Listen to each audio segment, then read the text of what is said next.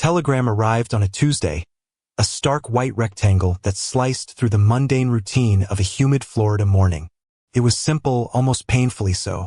Abdul Aziz Khan found alive. That was all. It was a cryptic message that landed with the force of a thunderclap, a bolt of lightning striking a landscape that had been shrouded in shadows for decades. The air in the small, sun-baked office, typically thick with the scent of stale coffee and worn paper, seemed to crackle with an unseen energy. Outside, the palm trees swayed in a languid dance, their fronds whispering secrets the telegram's sender obviously no longer kept. Who was Abdul Aziz Khan? The name itself was a whisper in the wind, a ghost of a memory for some, a complete unknown for others. His disappearance, if it was indeed a disappearance, had faded into the annals of forgotten cases, a cold trail lost in the vast wilderness of unsolved mysteries. Decades had passed since his name had last been spoken with any urgency, the urgency of the living searching for the lost. He was a phantom, a man who had seemingly vanished into thin air, only to resurface in the most improbable of circumstances. The telegram, however, was a spark, igniting a firestorm of questions that demanded answers. Where had he been? What had happened? And why now, after all this time? The silence that had surrounded his absence was now deafeningly loud with the echoes of what-ifs and where-to-us. The announcement was even more jarring when juxtaposed against another unsolved enigma, the case of the Bel Air Beach Jane Doe. In the summer of 1972, on a stretch of pristine white sand along the Gulf Coast, a gruesome discovery was made. The headless body of a young woman, her identity a complete mystery, had washed ashore. The relentless tide, which usually brought with it the gentle lapping of waves and the playful cries of seagulls, had instead delivered a harbinger of horror. The only clues, the distinctive pattern of her clothing, the unsettling absence of a head, the further grim removal of her hands and feet, and the enduring mystery of who she was and who had taken her life. This, too, was a ghost story, a chilling reminder of violence and the lingering ache of unanswered questions. A spectral figure forever etched into the memories of those who sought to give her a name. The connection, if any, between these two seemingly disparate cases remained obscure, a perplexing riddle waiting to be deciphered. 1. A presumed disappearance now transformed into an apparent miracle of rediscovery. The other, a brutal murder that continued to haunt the sands of Bel Air Beach, a stain on its sun-drenched shores. Both, however, were threads in the intricate tapestry of true crime. Both were stories of lost lives and shattered realities, tales that whispered of vulnerability and the dark potential that can reside beneath the surface of everyday life. The background of Abdul Aziz Khan was, at this point, a blank canvas, a void that defied easy filling. His name, tantalizingly, was not found in any official police files, not mentioned in any archived news reports, offering no breadcrumbs to his past life. There were no clues to his life, his relationships, his potential vulnerabilities. He was a ghost in the machine of society, a man whose existence had seemingly been erased, only to be reaffirmed by a few typed words on a flimsy piece of paper. This profound absence of information only deepened the mystery, the unsettling feeling that his story was an iceberg with only a small, tantalizing portion visible above the surface, the vast, unknown depths hidden beneath the waves of time and secrecy. As for the Bel Air Beach Jane Doe, the information available, though sparse, was far more tragic, far more concrete in its grim reality.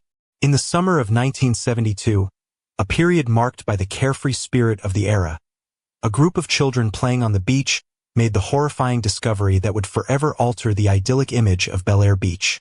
The body, a woman estimated to be in her late teens or early 20s, was found lying near the shoreline, a stark contrast to the playful energy of the beachgoers. The details were sparse, pieced together from the fragmented evidence left by the sea and the perpetrator, but the grim reality was impossible to ignore.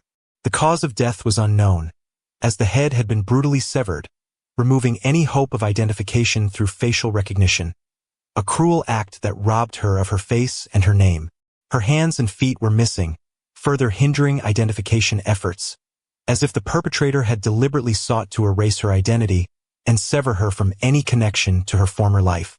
The clothing she wore provided some clues, small fragments of a life interrupted. A blue and white striped. These details, simple as they were, offered a fleeting glimpse into her life. A whisper of the person she once was, a vibrant individual now reduced to an anonymous victim. In recent years, driven by the persistent ache for answers, the case was revisited with renewed determination. The body, preserved through the passage of time, was exhumed, and the cutting edge of forensic advancements was applied with meticulous care. DNA samples were extracted, meticulously collected from the remnants of her being, and the information was entered into national databases. A silent plea for a match, a whisper of hope into the digital ether. Genetic genealogy was utilized, a revolutionary technique that combines the power of DNA analysis with the intricate research of ancestry, weaving a complex web of connections. This process offered the potential of identifying the victim's relatives, individuals who may have mourned her disappearance or searched for her for decades, thereby narrowing down the possibilities and bringing her story closer to closure, to the peace of a name and a final resting place. Even with the most modern technology at their disposal, the case remained stubbornly unsolved, a testament to the challenges of cold cases and the silence of those who cannot speak. The pain and frustration felt by the investigators and the community was as alive and raw as the day her body was discovered, a wound that refused to heal.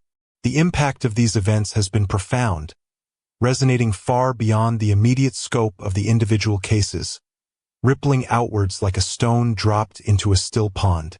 The unsolved murder of the Jane Doe stands as a stark testament to the fragility of life and the enduring, gnawing power of loss. The continued search for her identity, the unwavering hope of giving her a name and allowing her a dignified end, a final act of respect from a society that failed her in life, serves as an ongoing, somber reminder of the human need for justice and closure, a yearning for order in a chaotic world. The discovery of Abdul Aziz Khan alive, on the other hand, brought an entirely different, almost unbelievable set of emotions to the surface. It was a beacon of hope, a miraculous flicker in the darkness, a potent reminder that even in the most dire and seemingly hopeless of circumstances, survival and an incredible resilience of the human spirit were possible. His story, yet to be fully told, has the power to rewrite history, offering a glimpse into the extraordinary capacity for endurance and the unpredictable nature of fate.